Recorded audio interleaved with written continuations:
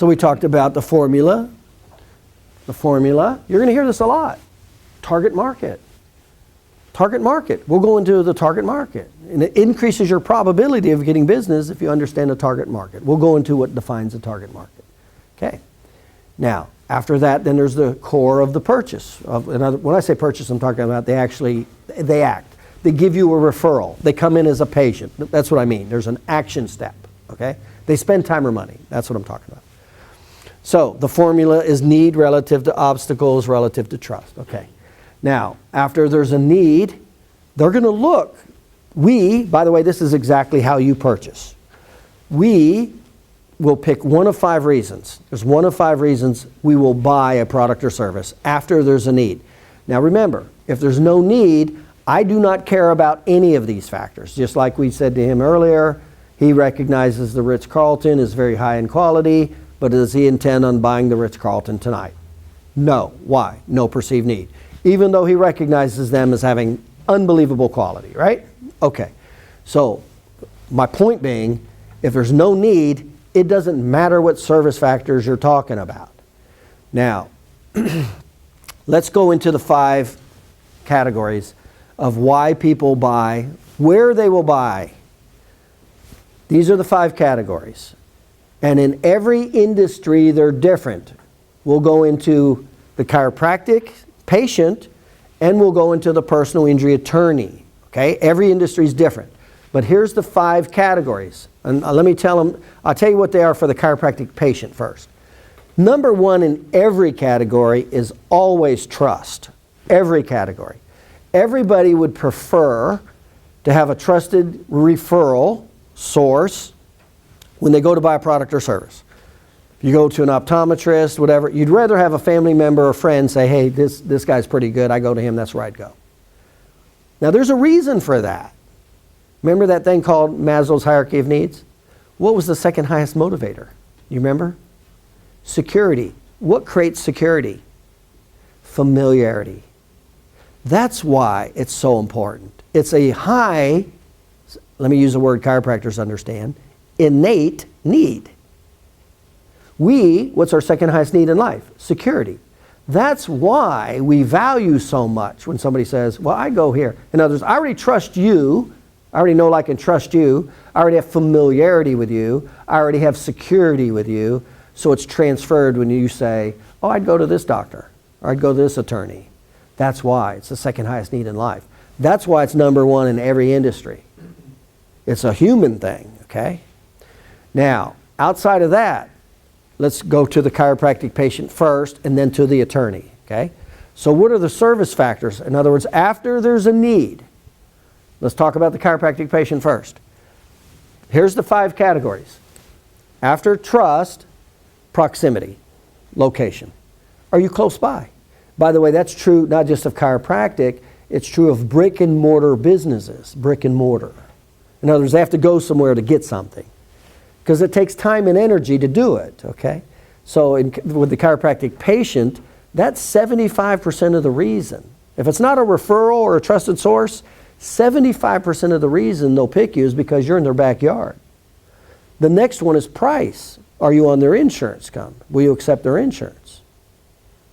But you won't care about price if the doctor's 100 miles away and there's another doctor in your backyard. See, price becomes less relevant. So there's always a flow. Now, the next one, price is 15 to 20%. So you got 75% proximity, 15 to 20% price. The next one is service. The next one is service. The last one is quality. Service. What are some of the common service factors? Maybe you're open later, you're open on Saturday, things like that. Those are service factors. What percentage of people pick chiropractors based on service factors? 3%. 3%. Now, quality. Now, you doctors don't want to hear this. But what percent do patients pick chiropractors based on quality? 3%. By the way, that's true of all professions, doctors, lawyers, attorneys, CPAs, and there's one overwhelming reason why. You're licensed. The public at large thinks if you're licensed, you naturally have quality. It's a natural byproduct. Well, if you're an attorney, you must know law. If you're a dentist, you must know teeth. It's a natural progression of thought. So it's not unique to chiropractic. Okay? And just to show you, think of the last few, and by the way, you guys are a little bit different in the segment market. You guys are more middle, upper class educated. So you're not the normal blue collar mass market. But I'll still show you how it's still true to you. Think of the last 3 products or services you brought that were brick and mortar that was not a referral. How important was location? How close was the store to you versus the quality or the price? See? These are major variables.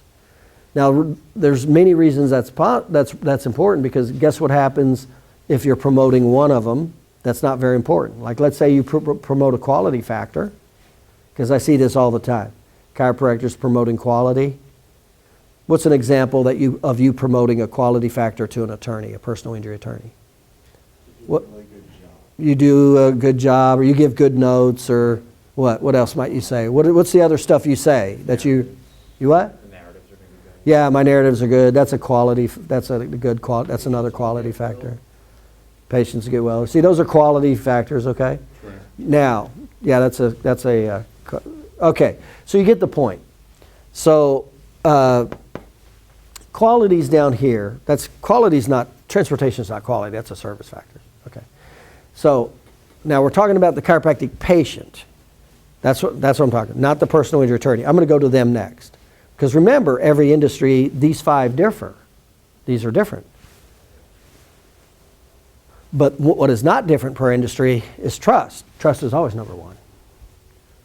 So next we'll go into the personal injury attorney.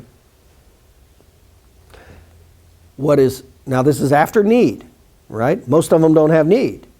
So if they don't have need, you don't need to be talking about service factors, do you? You need to be establishing need, okay? So we're going to go to, let's say there is a need. These are the 5 categories. This is not the order for the personal injury attorney. Now, number 1 is always, a trusted source is always number 1. We already told you that and why. Okay, so out of the remaining factors, proximity, price, quality, or service, guess which one is number 1 by far, period, no competition? Which one of those 4 factors? What would you say? Huh? Quality?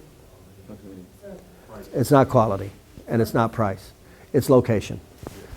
And the reason it's location, because if they find out real quick when that patient is too far from that office and they don't make their appointments, it's the number 1 thing that hurts the case. Location is number 1. By the way, that's why when you market, and you market to attorneys that don't have clients in your geographic location, you're wasting your time. Wasting your time. By the way, when we actually pick attorneys, we'll actually find them by the ones that are pulling patients out of our backyard, because we know those patients need providers, and we know the number 1 factor after his need is location. That's what's going to determine if that patient makes that appointment. Are you too far? So it's location. Now, after location, so we got location, price, service, or quality, right? Location, price, service, or quality. Which one's next? With the personal injury attorney. Service. Location's number 1, bar none. Which one's next? Price, service, or quality? Huh? Service factor. Service. Service factor. It's not quality. It's not quality. It's not price. You guys ever not have an attorney use you because your prices were too high? It's not price. It's not quality. Remember, what's the reason it's not quality?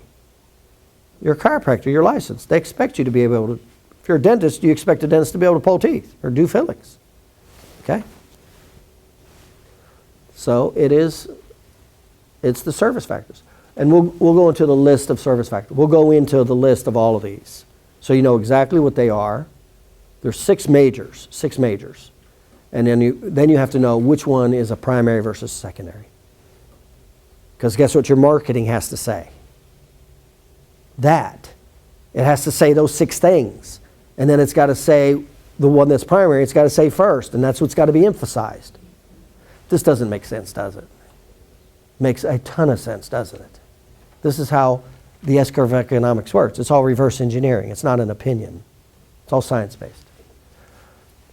So those are the service factors. We'll go into that's the big broad category, and then we'll go into the details of all the service factors. But in summary, what's the formula? Target market first. If it's not a target market, we're already decreasing our likelihood of getting business. We'll go into the categories of target market: demographics, psychographics, geographics, psychographic barriers, gateways, vehicle delivery, USB. We'll go into all that. Hold that aside, okay? We want a target market first. We have a higher probability to get. Then once we do that, we need to find out, okay, is there need or no need? If there's no need, we have to establish need. We have to do educational sales. We better not be talking about service factors. And then once we establish need, then we come over into those factors. Why people buy. That's the formula. If you just know the formula, follow the formula. That's what does it.